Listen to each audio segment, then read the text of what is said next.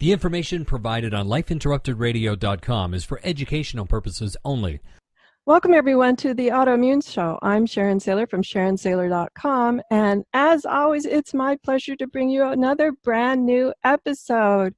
Oh my gosh, I'm on the road and having a wonderful time. It was raining like crazy here the last couple of days. I thought I was going to need an ark or something, but I've been having a wonderful time meeting all sorts of amazing people, and our guest tonight is in the same state that I am. We're both in Florida. She lives here, and I'm passing through, but I went, how wonderful is that?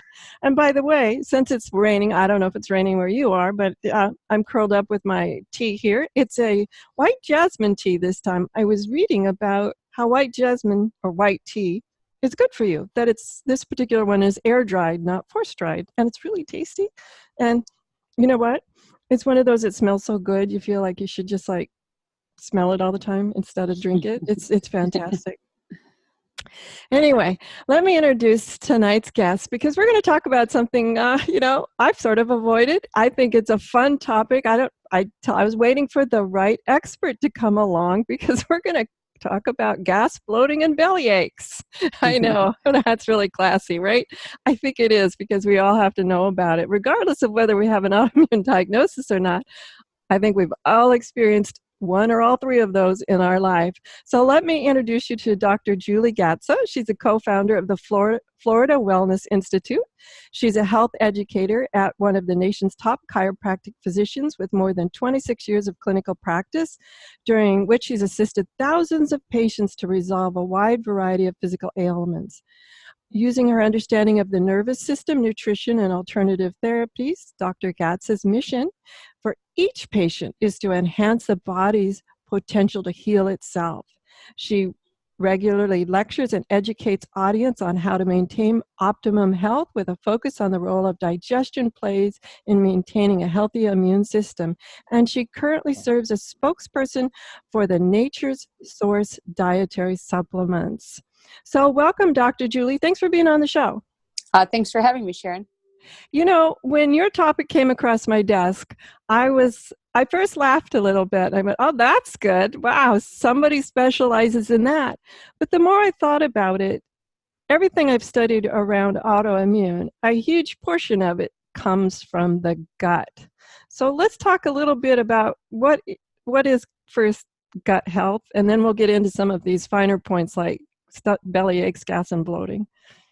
Well, gut health itself is the basis of all disease that I've seen. I've been doing this for just about 28 years, and I've found early in my career that if you actually handled somebody's digestive system, you could pretty much handle anything else that they were experiencing. And one of the reasons that they were so frustrated by seeing doctors and getting diagnoses and being told they need to take medications or having surgeries, and no one was addressing the gut. So a normal, healthy digestive system is a digestive system that you put food in.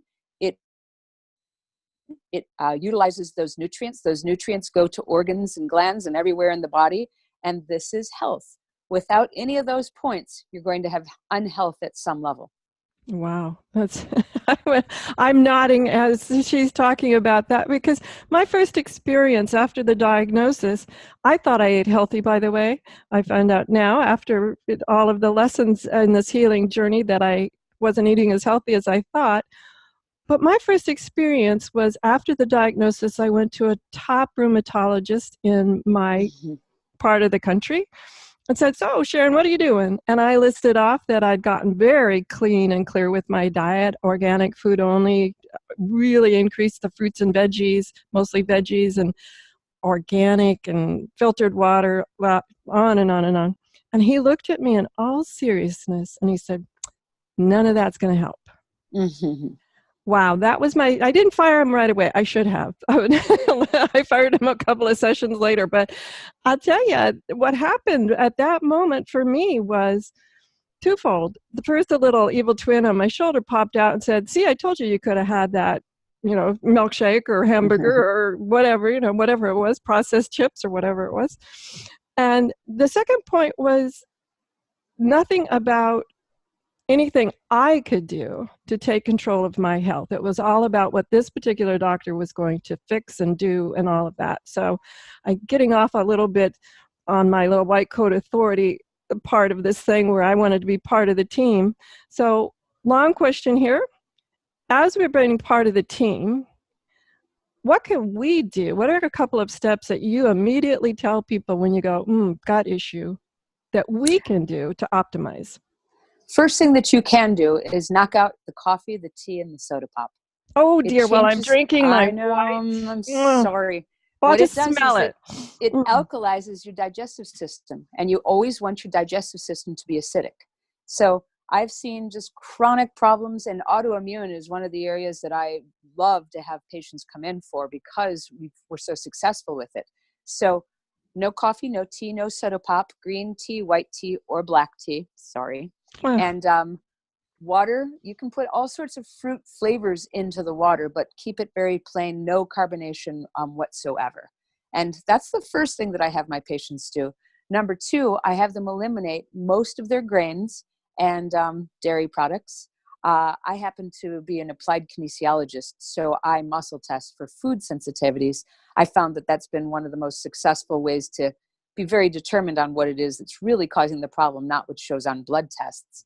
And then we put them on digestive enzymes immediately because they're no way digesting the foods that they need to properly. They're not making the enzymes that they need. And so they're lacking the ability to be able to break down the food and get it into the system. Wow. Okay, well, you had me at the tea. Bummer. I know, I'm sorry. No one likes me after that. I imagine I'm not the only one that goes, oh. One for one. Yeah, well, I keep, it's a process. It's a process. That's what I keep telling myself because I'm no grain, no dairy, what else? No sugar, and now I guess no tea, guys.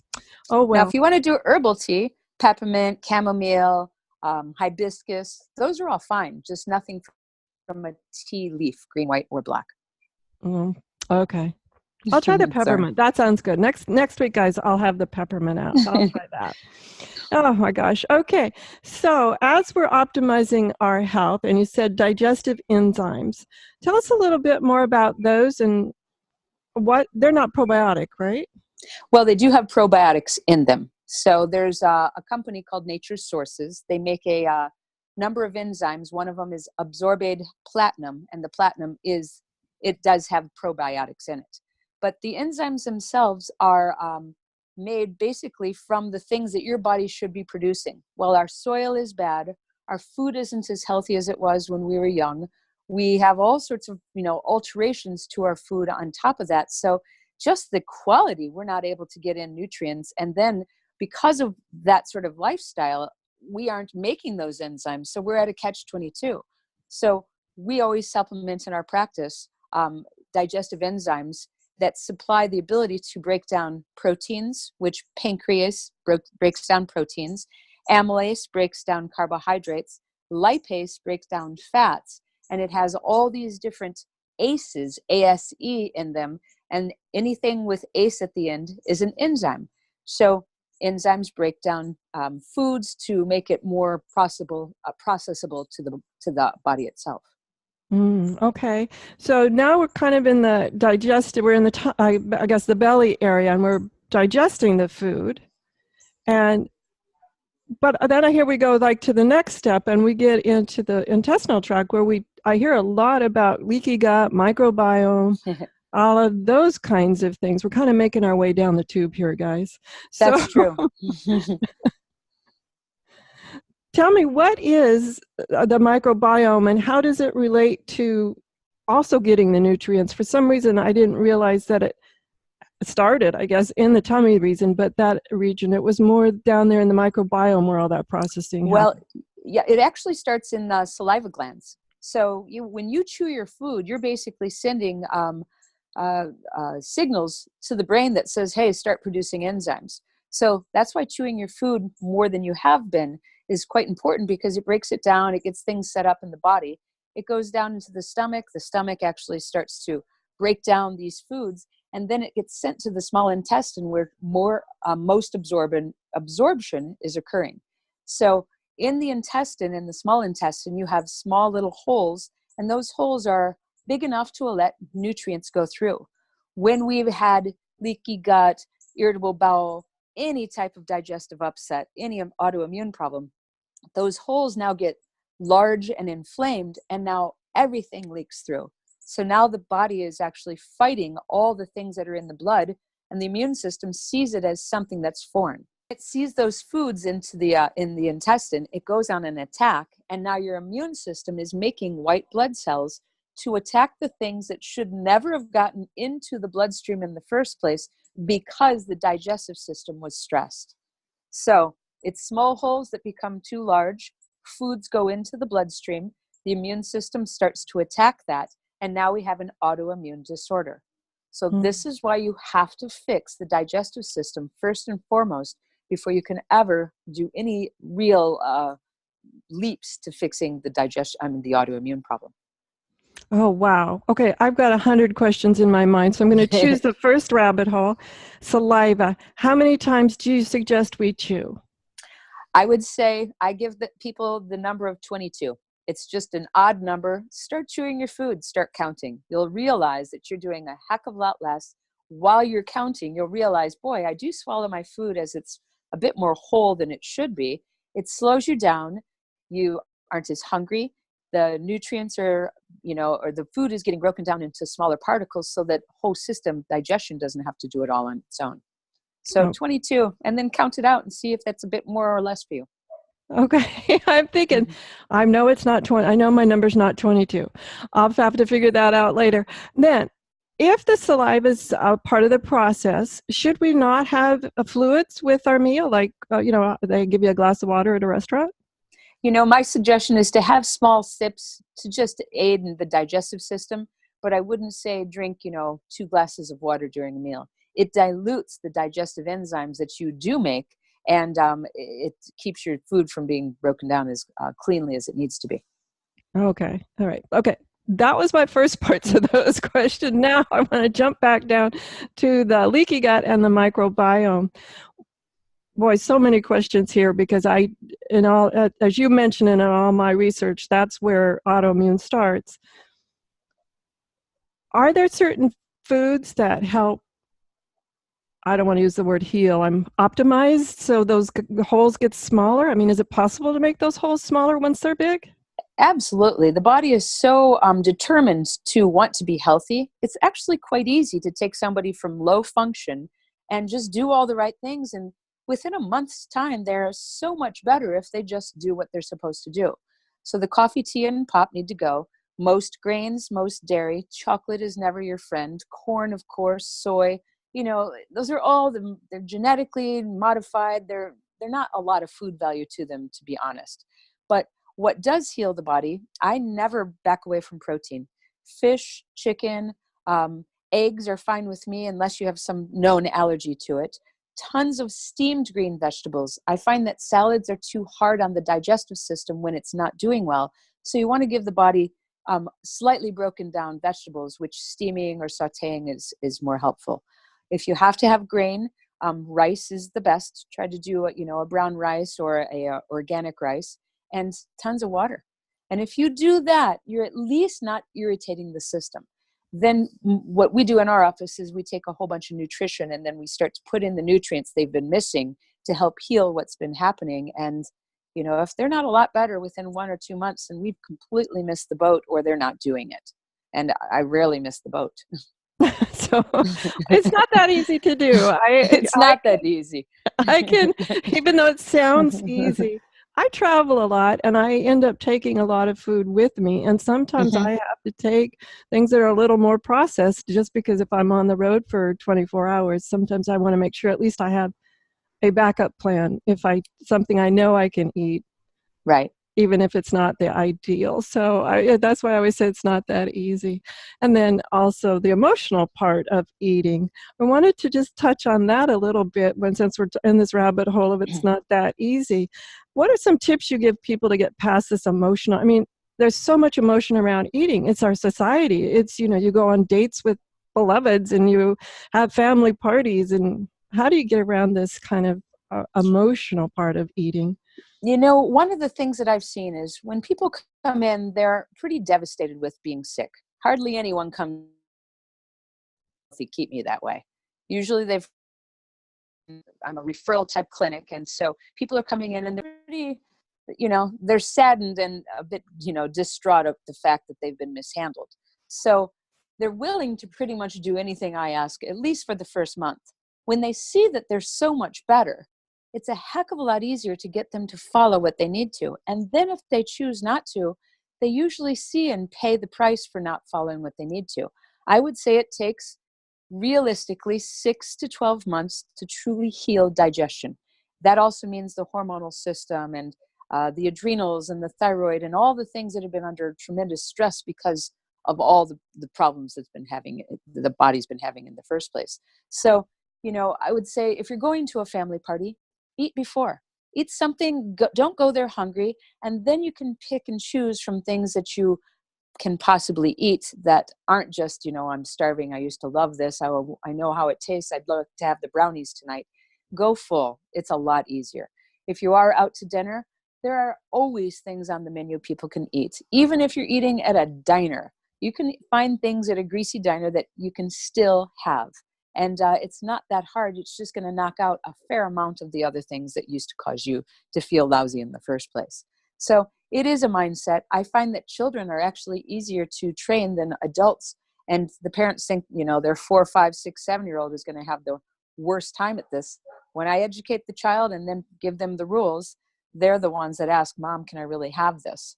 And it's the parents that are having the hard time with it.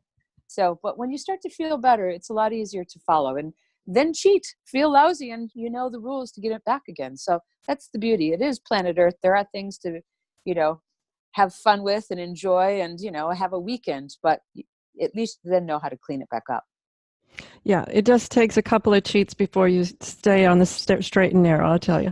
At least. I had an interesting insight. For years, I was after a head injury, I was treated for chronic sinus infections, which I think is part of what led me here because that was with antibiotic.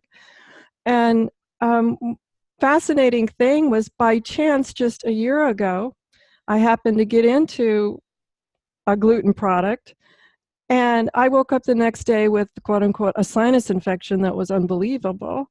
Mm-hmm. And that was the moment the light went on, that maybe it's not really a true sinus infection. Went to the primary care, and we did some different things to figure out if it was really truly, and it was just inflamed. It wasn't infected. And that's right. The moment when it came on, is like, wow, these food allergies or sensitivities can mimic things like so much that is diagnosed as something else, when really, now that when I avoid grains, I haven't had a sinus infection in months. Well, it's a sinus infection. I'll put that in air quotes. Yeah, no, well, it's absolutely true. And, you can pretty much put anything on the board, from rheumatoid to, even gout and the Crohn's disease. All these things have to do with, I find, food allergies as the underlying cause, poor absorption, nutrients not getting into the system. Maybe they're missing them, or they're just not eating them, or they need to take them in a supplement form because we're at a strange point in our planet at this day and age. And I've seen so many sick people, and it really was underlying the gut health, and what they were eating is the first and foremost. And it's been a lovely career of really being able to correct things and give people back what they've been losing as far as their function, and making their bodies a lot more efficient. I think the biggest surprise for me was that even a lot of things that on paper are healthy, I was sensitive to, even though most people say, well, yeah, that's healthy, you could eat that. Do you find that a lot of people are a little surprised? They go, well, I eat healthy. And then you do some sort of sensitivity testing and start checking things off. Yes, I find it so commonly. And my heart goes out to those people who really have been eating well and doing all the things that they have been taught to do, that really, was promoted as healthy. But it does depend on the person.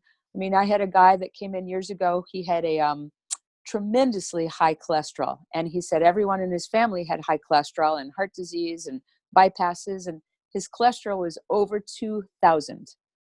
Really. Wow. I thought, boy, did I miss that day in school that I never knew that it went that high, because over 200 was high.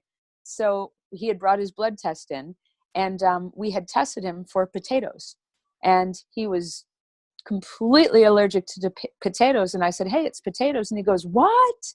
And he's like, wait a minute. And he starts listing off all the times in the week that he eats potatoes. So he went on our detox program. He eliminated potatoes. And within 5 weeks, his cholesterol came down to 176 from the same lab done by the same medical doctor.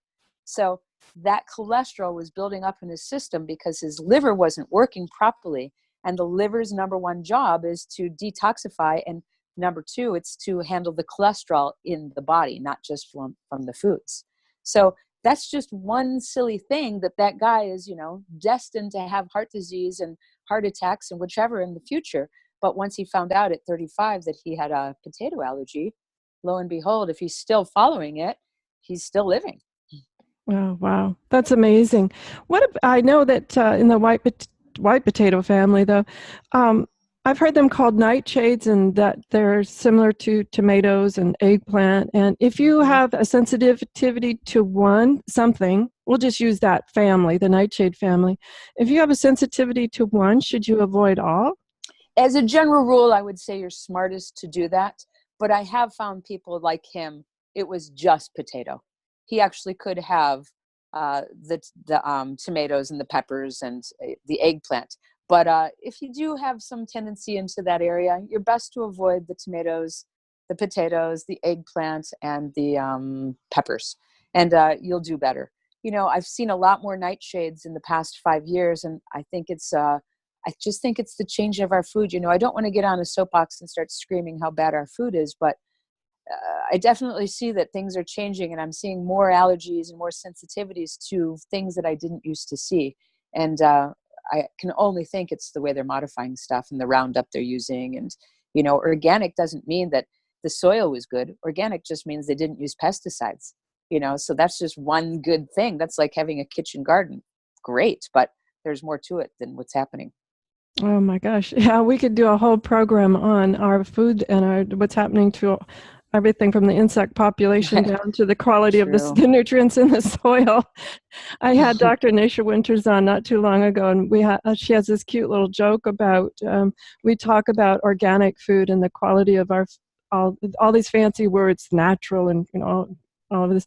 And she says it's what our grandparents just called food. That's exactly right. Yeah, how much it's changed over the years. Oh my gosh. We need to take a quick commercial break, and when we come back, we're going to get into the more fun topics of bloating and gas. We'll be right back. And tonight we're talking with Dr. Julie Gatza, the co-founder of the Florida Wellness Institute. And we've been talking tummy, digestion, leaky gut, all of those great words that, in my experience, and as you heard from Dr. Gatza too, that's where the autoimmune really hangs out. So now we're going to talk about some of the more embarrassing problems that happen in that location. Describe to us, Dr. Julie, what is bloating? Bloating is simply you're eating food that the body can't break down. When it can't break down, it ferments and it creates gas. That gas will often cause bloating. It will cause gas itself. It will cause indigestion and heartburn. And it's simply any way that the body can get this gas escaped. Sometimes it just gets trapped in the abdomen and you see, a chronic bloated belly. Oh, wow. I know what it feels like. I'll tell you, it's not fun. It's not comfortable. Okay, so the next thing would be obviously gas escaping. We know how that happens, either up or out. What can we do to avoid bloating? Is it different for everybody, or are there some general things that we can do to not have that happen? I would say in general, we need to be able to produce our own enzymes. So, getting on a system to get your body efficient and healthy is always the smartest way to go about this. But I have found that pretty much every single patient that comes in, I have to give digestive enzymes to. And we give them, to children in powdered form if we need to. They have them in capsules. And if you're eating a larger meal, you take 2 or 3 of them. If you're eating a long meal or a buffet, hey, you're not going to hurt yourself to take a number of them. And it simply is an aid to breaking down the food that's sitting in the digestive system. And these absorbed nutrients have been studied that 71% better absorption when you take these nutrients and these enzymes. So that's a lot of bang for your buck. If you're getting 71% or up to 71% better absorption for everything that you're doing to eat healthy, now you're actually getting it in. Yes, absolutely. If you're getting more nutrients out of the same amount of food, that makes much more sense. Exactly. And I've noticed that when our nutrients are off, one time I had a zinc deficiency. I went into my naturopath and I said, I don't taste anything anymore. And she gave me this liquid and I didn't taste it. And she said, yep, you have a zinc deficiency. And then once we worked on that, I'll tell you, I tasted it the next time. It's a little test, everyone, to see how your zinc is. There's a little test that your doctors can do to see if you're low. But what was fascinating to me was all the sort of little hidden symptoms. It took to the point where I just wasn't tasting anything anymore before anyone even mentioned to me, maybe you're not absorbing your nutrients. That was my first experience, like, well, maybe I'm not getting the nutrients I need. It's true. And, even a little kid who has dark circles under their eyes, or, a 7-year-old who has a weight problem, or, this ADD problem, which, I really think stems first and foremost from food and nutrient deficiencies. The laundry list goes on and on and on, but, it's very easily displayed in children because it's so obvious. And, you got this bright-eyed child who all of a sudden doesn't do well in school, or puts weight on, or is fatigued, or can't sleep, or gets sick all the time, or infants with earaches. All this stuff is simply starting from, a lot of times, the food itself. Now, if we're curious, like, well, okay, check mark that and that and that, like gas, bloating, my belly, maybe I'm not getting enough nutrients. Are there specific tests that we could have to determine if it's a global thing, or if there's, like my case, the zinc was really a big issue, is that we could figure out that it's just a few items? I haven't found a great test for nutrient deficiencies. You have, your stool analysis, your hair analysis, you can do a urinalysis, you can do scratch testing, you can do all sorts of stuff. And if there really was a perfectly great standardized way to find out what people are missing, it would be all over, because it would be so simple to be able to determine this. I, for one, have used muscle testing to figure it out, which is as weird as it comes, but I don't care how weird it is. I just want to be accurate, and I want my patients to improve. There's, in the chiropractic field, which is what I am, there are lots of different things that you can pursue to find out, better nutrition, how to figure it out. But there isn't something that's just that darn simple. So there's nothing that's just that, darn simple. So it's a matter of, you do have to do a bit of research and find somebody in the field that knows what they're doing, because just throwing everything at it isn't going to be an answer as well. Now, if we can't get to your clinic, when you brought up the finding someone that knows what they're doing, what are some questions we should ask someone to find out if they know? A nutritionist is usually a very good person that you could start with that way. Chiropractors, especially those who do functional medicine, know a lot about this area. And because it's functional medicine, it takes in the account of the spine and the organ systems and disease processes and detoxification and possibly IV nutrition, nutrients in general as well. So a doctor, or a medical doctor or chiropractor, but I generally am more to the going towards the chiropractors, because they're also addressing what's happening with the nervous system. Okay. Wow. Okay. Now I wanted to jump from that, because we went down that rabbit hole. And as my audience knows, that's one of my favorite things. But I want to get back over to bloating/gas. Okay. Let's say we have gas. Is there anything that we can do other than the obvious releasing of it to get rid of it? And what happens if it's chronic? If it's chronic, it just simply means you're not breaking down the foods. There are apple cider vinegar type, remedies for this, but, you can take that certainly. And a lot of people have tremendous relief for doing apple cider, a tablespoon before or after they're eating. But it's generally what you are eating. So if you're gassy, which is never normal, all you have to do is go back to what were you eating. And if you're not quite sure, then the next meal, knock one of those things out. And, I would always say, start with protein, eat your vegetables, and then if you're going to add something and you change and you start to get gassy, bloated, indigestion, it's the thing that you added. So protein's usually not going to do it to you, especially the chicken and the fish. They're easier broken down. Eggs are generally easy. And then steamed green vegetables, people do quite well with. Anything from there, now watch to see if you're actually gassy from it. Now, you mentioned steamed green vegetables. I've heard that cruciferous vegetables, which are not all green, I understand that, but that they're kind of a notorious. Are they, or is that a wise tale? They can be gassy, but most people know that already. So when they're trying to, determine what's going on, they'll say, oh no, broccoli's no good for me. And I'm like, okay, fine. So knock the broccoli out of that list. But, we've got to get some type of food in. So I also allow squash, all the types of squashes. So zucchini and butternut and acorn squashes, including yellow zucchini or yellow squash as well. I know we skipped over the microbiome probiotic debate a little bit. I want to get back to that before we run out of time. We just have about 15 minutes left, Dr. Julie. I hear so much pro and con. I hear about eat fermented vegetables, don't eat fermented vegetables because they cause gas, take probiotics, take prebiotics. I'm just totally confused how we support our microbiome. Well, it is a confusing area. The thing that I would say to you is most of us don't have that imbalance in our digestive system. And the reason being is we've all been on antibiotics, and antibiotics don't just wipe out the bacteria that's in your lungs for your chest congestion. It wipes out all bacteria. And now what happens is the yeast and bacterial balance gets out of balance, and the yeast overgrows in the digestive system. This causes sugar cravings. This causes people to have metabolism problems and fatigue and skin problems and all sorts of stuff. So yes, people then want to reculinate and put that good bacteria back in. And so they say, eat the yogurt. It's never been my suggestion to eat the yogurt to do that.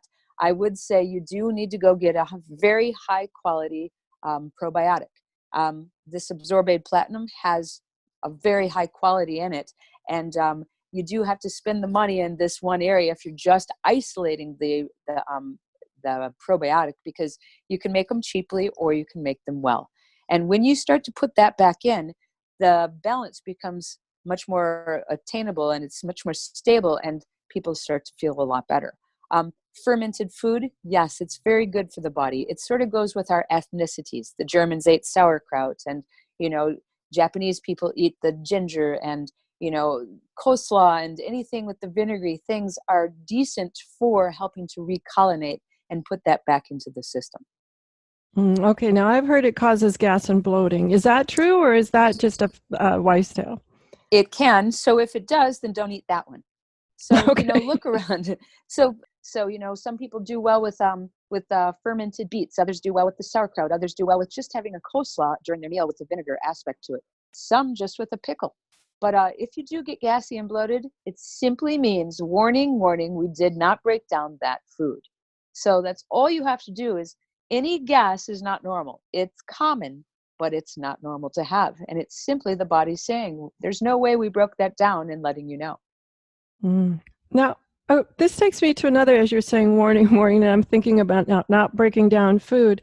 How does something like IBS with constipation or IBS with diarrhea, is that related to all of gas and bloating, or is that a completely different issue? It's exactly the same, different person, different symptom. It's exactly the same. I treat the rheumatoid patients in the digestive way, the same way I would treat IBS and Crohn's disease and any of that, because, Jane might have Crohn's disease, Mark has rheumatoid, and Ellen has IBS. They're all on the same darn program to fix the digestion. And when they fix it, lo and behold, they all start to improve with everything they're talking about. Now, I was surprised. You have mentioned once before how fast the gut starts to heal itself. See, no one wants Crohn's disease. It's a pretty intense disease where they get horrible, horrible stomach pains. They have all sorts of, gas and bloating and diarrhea and just you name it, they've got it. And they can't go very far from the house. And they're also very miserable in pain.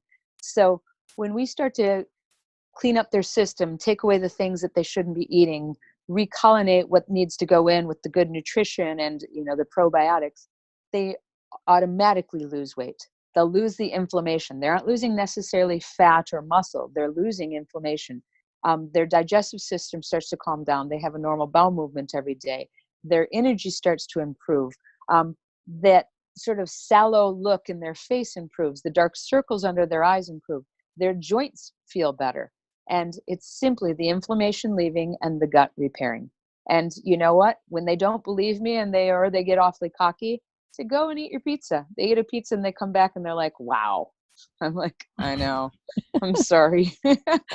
Or, they'll come in and they're like, I was doing so great. And they get all sort of indignant that I'm no longer helping them. And I'll go, you slip coffee back into your diet? And they look at me and I'm like, yep, that's what it's doing. So it keeps them from absorbing, and they think they're feeling so much better that they can get away with a couple of those things. But, 1 cup of coffee a day is 365 in a year, and it automatically keeps you from absorbing the moment that you put it into your body for that day. Wow, I had no idea. I have a question about inflammation, though. One thing that I noticed on my healing journey was my inflammation from back then is not the same as the inflammation from now. Is that part of the healing process where I'll just say, sort of, it's not my word, I don't know what the technical word is. Sometimes I find the inflammation kind of floats around and chooses a new spot. Yeah, it will often go to a weak link, and you'll probably find that it is a bit different because once you start to get that digestive system much more healed, you'll notice that maybe, like my hands, I'm a chiropractor. If I'm cheating on my diet, my hands hurt. Okay, fine. Why? I've used my hands for 28 years like a bricklayer. So it happens to be my weak link. So it can, sort of go with each person's, what are you using the most? Where's an area that you possibly need some, help with? Are you getting chiropractic? Because if you open up those nerves and let them go to the different body parts, you'll also have the nervous system working better so that you don't have, that sort of sitting there going, hey, also, there's a problem here. Mm. Now, talking about sort of floating around here, another question popped into my mind about, do you find that people, their sensitivities change over time? Like maybe they take it out for a while, they can add it back in, or maybe their sensitivities get worse and worse to the point where they go, yeah, Dr. Julie, I'm eating 5 things. Yes, I do find that the most common ones were the ones that we mentioned earlier. I do find that if you've got it, it's pretty much yours. Now, you can heal yourself and get yourself a lot healthier, that you can have a bit more leeway where you can have a cheat day once a week, maybe twice a week. But when you start just doing a little bit each day, it's not really giving the body a chance to repair and recuperate from the last time you did it. So my patients are all allowed once a week, once they're healthy, to go ahead and have a cheat day or a cheat meal. And, the problem being is once they do that, they want to do it again and again and again. And it starts a little bit of a, slippery slope, because I think it's the metabolism just gets sort of introduced to the things that it used to sort of act a different way. And it starts, grabbing it and wanting it and desiring it once you start to put it back in again. I feel that way about sugar. It's almost as I take one little bite of sugar, and it's almost like that Rocky Horror Picture Show where that plant's going, feed me, feed me. It's my head just starts screaming, yes, but we just add sugar, more, more, more. That's exactly true. I agree. And that's what happens a lot with, with the wheat or the dairy or the other things that the people are supposed to be staying away from. Now, is that psychological, or is that maybe the microbiome that likes sugar going, oh my gosh, she's feeding us? Yeah, the latter, I think, for sure. And now there is psychological too to it, but I think really it does it gets the body back into a state that it was trying to come out of, and it remembers it well. Oh yeah, mine for sugar, mine remembers it like it was just seconds ago, not even a day ago, but like seconds ago. Drives me crazy. Wow, we're just down to the last 5 minutes or so. I wanted to, any final thoughts on repairing our gut and optimizing where we're at?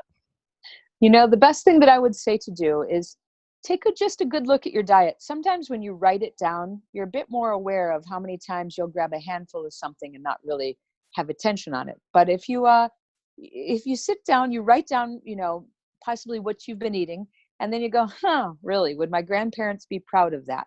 And if your grandparents wouldn't be proud of that list, then why don't you start eating like your grandmother's cooking for you? That means have the eggs in the morning, have some steamed vegetables or sauteed vegetables with them. Have some chicken and vegetables at lunch. Have a piece of fish and vegetables for dinner and a side salad. Drink water throughout the day. And when you start to just move yourself towards healthy, or you're doing this for your family, you're going to notice you have a much more happier group. They're going to be less surly. You're going to find that you've got people that are actually doing better, and a lot of it is just feeding them well, and yourself included. A lot of depression is simply that person's drinking a heck of a lot of pop, and that pop is doing things to the system over and over and over again, and basically robbing them that they don't have the nutrients just to feel okay. So now they're weepy, or they're depressed, or they have road rage. And it's just first take a look at what the heck you're doing diet wise, and then would your grandparents be proud? Wow, I love that. Would your grandparents be proud? I want to throw in my little cheat. I'm too lazy to write it down, so I take pictures of it. Totally fine. I also go, okay, I know exactly my diet or my portion control at that point too, but I just put them a little album in my phone, and anyway, that's my lazy person cheat. That's okay.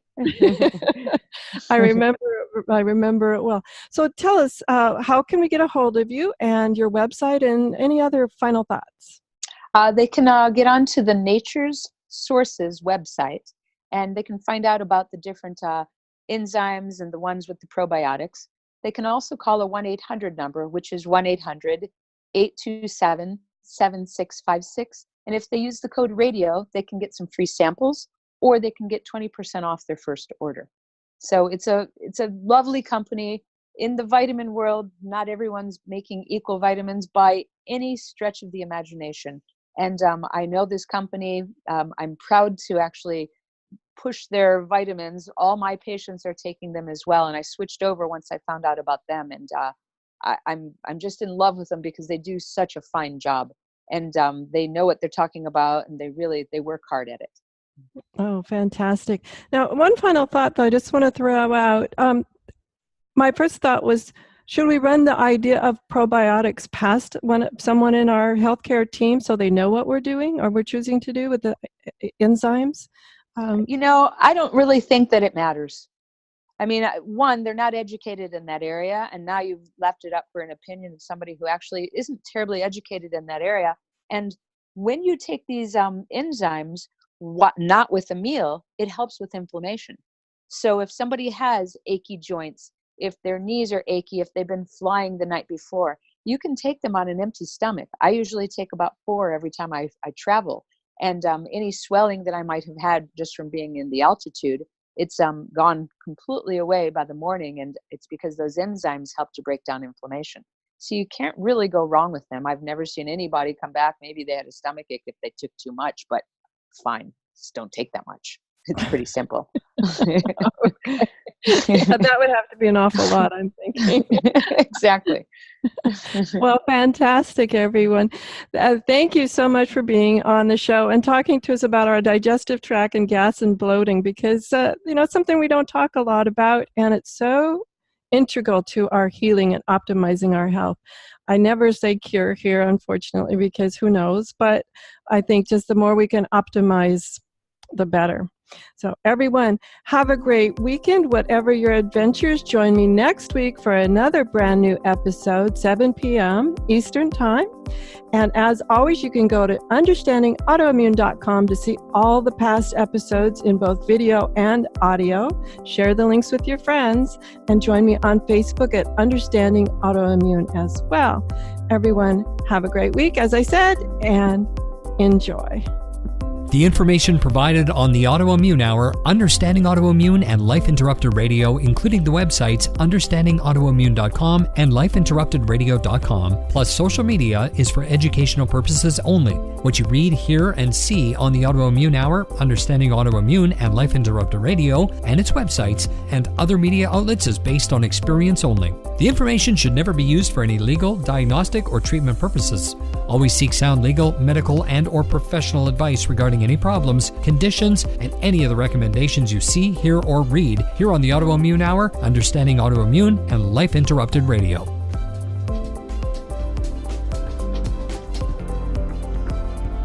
You've been listening to Life Interrupted Radio. To learn more, listen to other shows, and gain free resources that can help empower your life, be sure to stop by lifeinterruptedradio.com.